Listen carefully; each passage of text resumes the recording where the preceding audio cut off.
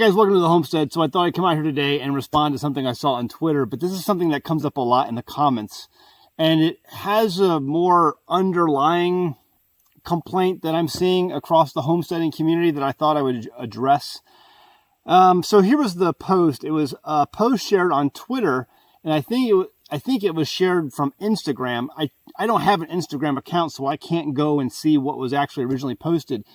But it was posted by Regenerative Farmers of America on, I believe, their Instagram. And I did not see anything of the sort over at their YouTube channel. But it was getting a lot of hits on Twitter, and there was a lot of comments on there. And I thought, oh, I need to do a video on this because, again, it keeps coming up. So it had this picture talking about, oh, look at how much money we're losing when raising chickens. And they have a breakdown that I'm going to read to you. I'm going to put it on screen so you guys can follow along too. Here it starts. Here's a very rough estimate of what raising this batch of 100 meat birds looks like. I'm leaving out the land lease, the brooder build, and a lot of accessories like having a way to actually move the chickens, the electric bill for the brooder, and the tools we've used. If you're starting from scratch, this is a very low estimate. Number one, buying the chicks, $376. A coop, $2,000. Shavings, $70. Processing the birds, $800. Crates required to bring to processor, $400. Grain, $525. That's a total of $4,171 for 100 chickens, or over $41 per bird. In the future, we can reuse a lot of this stuff, but I want to be clear why small farms often close. Raising poultry is labor intensive. We're doing chores at least twice a day, and when they're baby chicks, it's much more frequent. You'll notice no labor wages are worked into this rough metric. Right now, we are raising food for our customers for free. As we grow and we can raise more birds, there's more wiggle room for us to get more of our meat for free. Farming on a small scale is very challenging, and it's quite sad that there's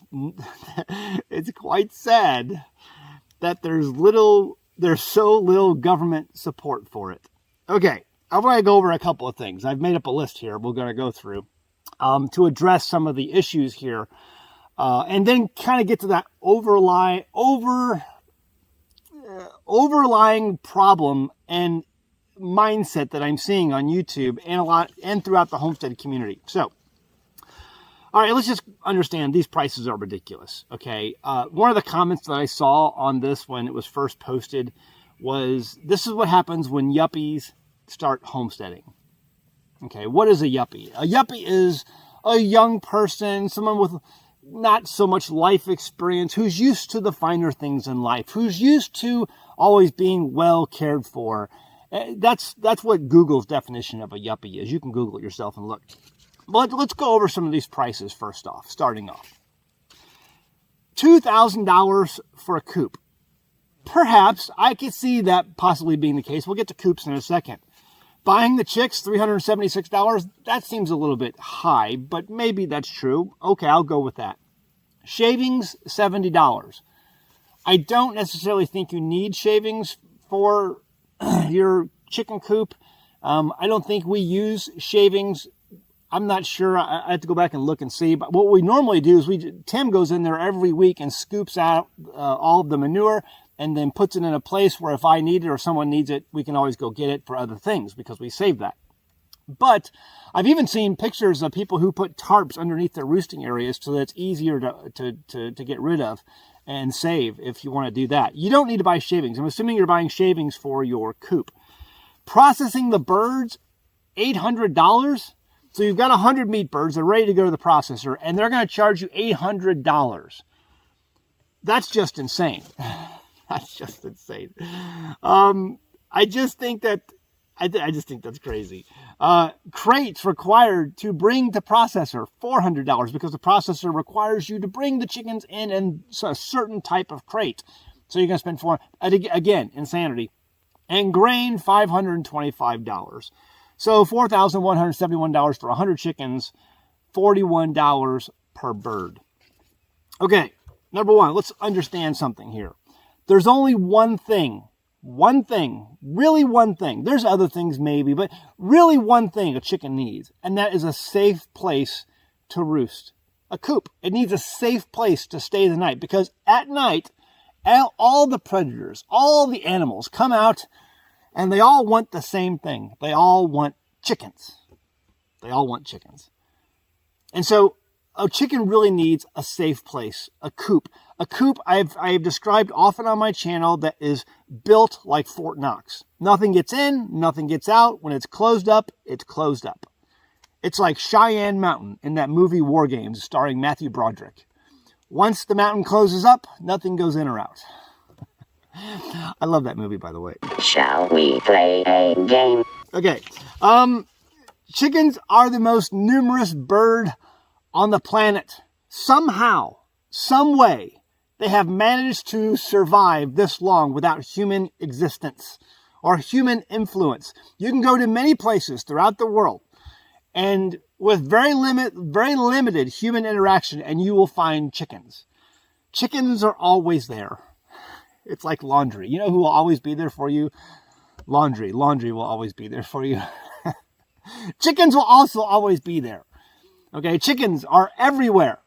In many places, in many urban areas, there are chicken flocks, that exist, feral chicken flocks that exist without human, assistance. They're everywhere. They're the most numerous bird on the planet. It does not take a lot for them to exist and to grow and to thrive and to make more chickens. This is the way it's always been. Okay, good heritage breeds can forage for most of their food.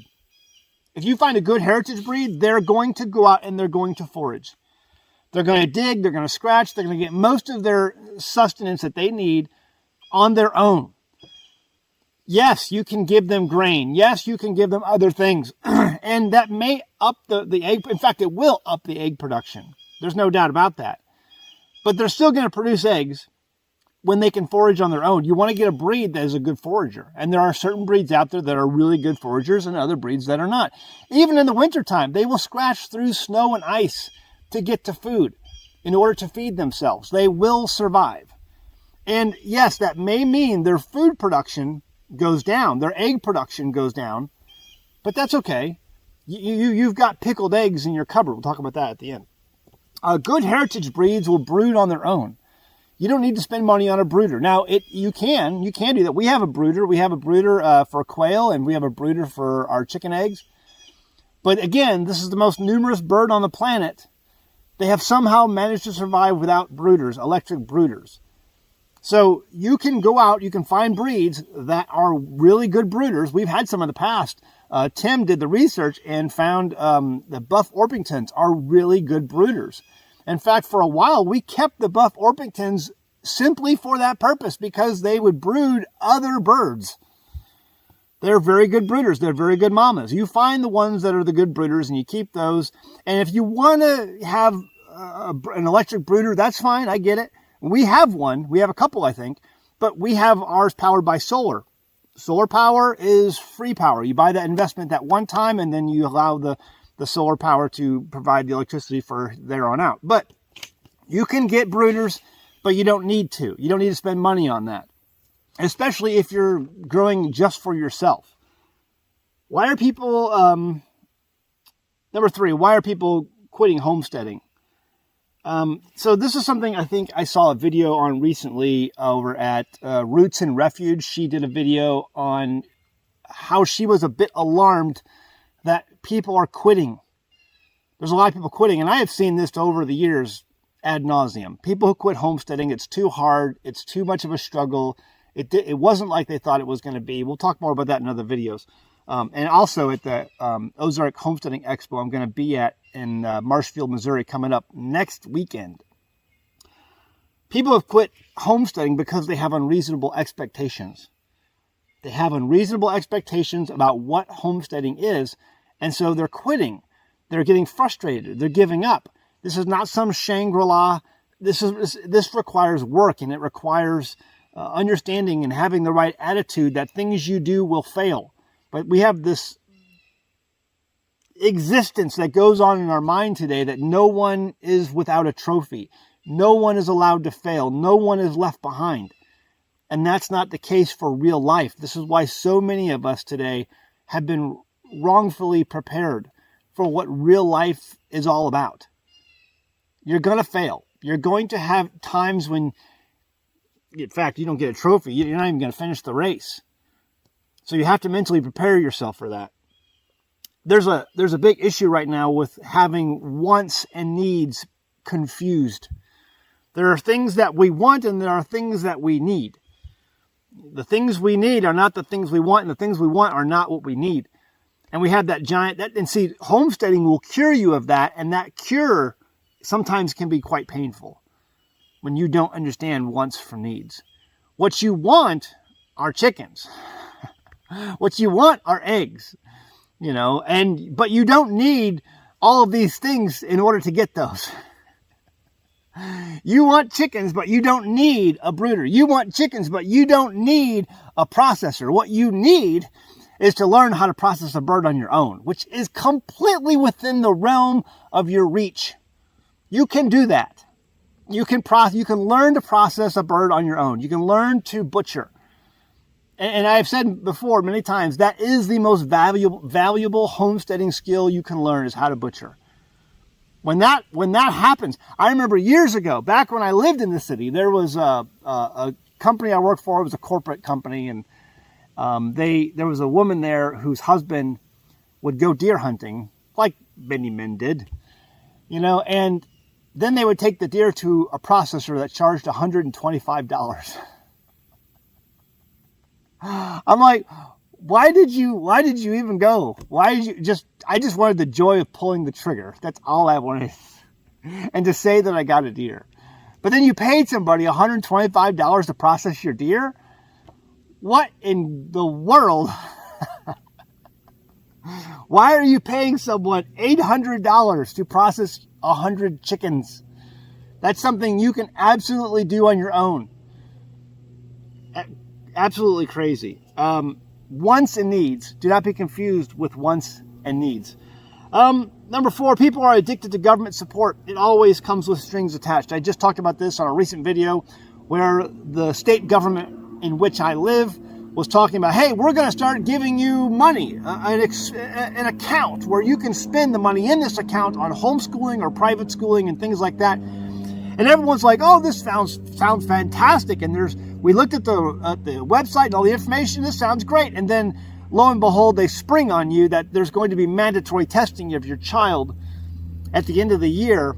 And if you somehow fall short according to their standards, they may come alongside you and coach you and, be there for you. And I made the point that this sounds an awful lot like, I'm from the government and I'm here to help. In which I don't want any part of. I don't want your strings attached. Now, if there was going to be like some sort of tax credit at the end of the year where I turn into my receipts to my accountant and he says, okay, you spent this much money on homeschool, we're going to give you this much money back, for your child, that what you spent, well, that sounds a lot better. But I don't want to have strings attached to a government or an education system in a state that's going to come alongside me for coaching. It's the same thing for homesteading. You don't want government oversight into your homestead. You don't want government involvement into your chicken coop. You don't want government involvement into they already have told you they want you to eat bugs and they don't want you to eat meat anymore. Do you think they're going to come alongside and help you be a better chicken grower? You're absolutely deluded if you think so. But again, this is what goes back to when yuppies get into homesteading. They end up being frustrated and they fail. And what happens is they make a whole bunch of you people out there think, well, maybe I need a brooder too. They've got a brooder. We should all have brooders. Well, we need a processor. Well, they've got a processor. They've got these crates these fancy crates where they bring to I got to have all that. And you go out and you do likewise, and you become so frustrated that you give up. And this is something that Roots and Refuge YouTube channel talked about. They see all these people who get so frustrated and they give up, and they don't really understand that this is about learning. It's about losses. It's about how things were done, 200 years ago in this country by Americans who pulled up their bootstraps and got out there and they carved out their own existence into the soil and the land that they were living on. We have so lost so much today as a people, as a culture, because we become so weak and soft. Emotional damage. You don't need all this stuff. You don't need a government holding your hand. Go out there and do it yourself. If you want something done, do it yourself. Now, I'm going to end because every time I do a video on chickens or anything that has to do with eggs, there's always some of you people out there, I know who you are. You leave comments about water glassing your eggs. But Zach, you can water glass eggs and they'll keep for over 2 years. Why on earth would you need to keep eggs for longer than 2 years? Makes no sense. You have chickens. You have chickens that lay eggs. Well, Zach, sometimes the egg laying slows down in the wintertime, especially if they're out foraging on their own and they can't get enough, protein and nutrients to make eggs on a regular schedule. I understand that. And so that's why you have pickled eggs, and they last for that short amount of time where there's not really a lot of nutrients and bugs out there for them to forage for. Enough to keep them alive, for sure, but not enough for them to produce a lot of eggs. Maybe an egg here and there, but not a lot of eggs. And so, well, Zach, what happens if your pickled eggs run out? Then I have water glass eggs that can last up to 2 years. There's no way, no reason why you would ever need to water glass your eggs. If you somehow run out of eggs and somehow all of your chickens magically fall over dead one day, it's the most numerous bird on the planet. Get more chickens. Find more chickens. Water glassing eggs. I just don't understand you folks. Oh, there are lots of ways to preserve meat. There's lots of ways to preserve proteins that you need to stay healthy and growing. You don't need to water glass your eggs. There's my thoughts. Let me know what you think about that below. I'd love to hear your thoughts about all this nonsense, about spending all this money on chickens. Really, what it comes down to, guys, is that, it's going to be hard sometimes. It's going to be hard. But the reality is, real food today, good food today, is going to cost you money. It will. And it's going to cost you effort. And it's going to cost you time. You have to make the choice whether or not you're going to put in the time, effort, and money and are willing to experience the failures. I'll leave it at that. All right, guys. Hey, leave a comment below. I'd love to hear your thoughts. Leave a like. Please don't go before you do that because it lets YouTube know the people watch and enjoy my channel. I really do sincerely appreciate that. Share my video if you found it helpful on some of these homesteading and, Facebook and all these other places that you hang out at. I really appreciate when you do that too. It helps get out the word. Also, one last reminder, I will be at the Homesteading Expo coming up in Marshfield, Missouri, September 6th, Friday morning, 8:30 a.m. I'm kicking the event off in tent number 1. I hope to see you there. See you next time on the Homestead. Bye. In the spring of 2024, Saudi Arabia ended the long-held practice of requiring its oil to be sold in U.S. currency. And recently, governments around the world have been repatriating their physical gold from Western banks, opting instead to hold that gold within their own borders. China, meanwhile, continues to set records in terms of stockpiling its physical gold reserves, while at the same time dumping billions in U.S. treasuries. All these instances can otherwise be called indicators. Indications that the world is readying itself to participate in trade that does not involve the United States or the dollar. And at home, our banks are showing signs of a deflationary collapse, in which case the FDIC does not have a fraction of the funds on hand to ensure you can get your money should your bank fail. On the other hand, they keep telling us inflation is getting under control, but for some reason, the prices we pay day to day keep going up and products we pay for keep getting smaller. I've put a link in the description below this video that will allow you to start the process to convert money you may have already saved into precious metals that you yourself can hold. You hold it, you own it. Throughout history, precious metals have always been accepted for goods and services, even in the most chaotic of economies and war-torn countries, dating all the way back to when Alexander the Great ruled the known world. Guys, we're over $35 trillion in debt. If you're concerned, I don't blame you. ITM Trading has a well-documented history of helping people put their money into physical metals that you hold. Again, if you hold it, you own it. Hit that link below and see how ITM Trading can help you get the ball rolling towards financial sustainability. The consultation is free and there's no pressure. They will show you your options based on your concerns and goals you have for the future. By doing this, you're safeguarding wealth just like people have done successfully for literally thousands of years. You are now part of that history.